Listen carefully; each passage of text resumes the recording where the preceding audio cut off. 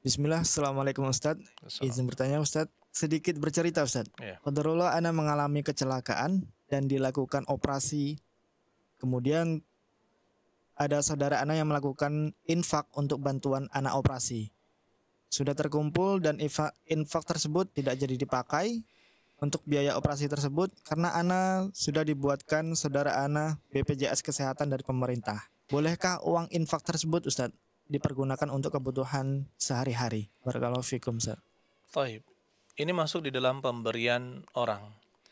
Apabila pemberian, jadi ada dua kondisi.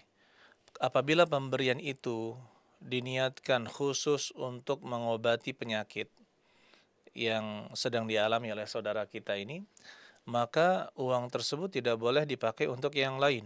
Tidak boleh dipakai untuk yang lain dan kelebihannya harus dikembalikan.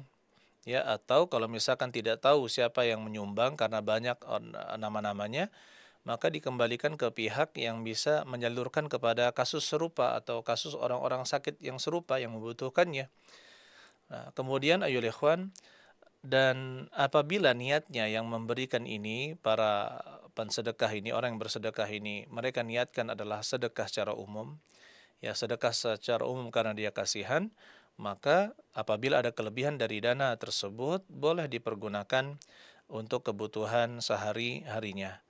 Maka kita katakan, ya di sini kita katakan ayyuhal ikhwan, jangan juga ya orang yang sakit itu terlalu terburu-buru mengambil untuk kebutuhan hariannya, ya. Makanya dia fokuskan dulu, entah dia tabungkan, entah dia simpan dulu untuk kebutuhan sakitnya.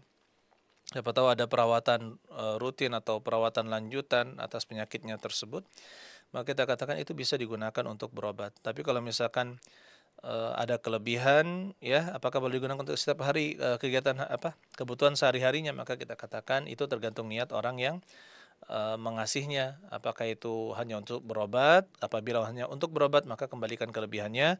Dan jika itu sedekah secara umum untuknya, maka boleh dia gunakan untuk selain berobat dan juga boleh digunakan untuk kebutuhan dia sehari-hari.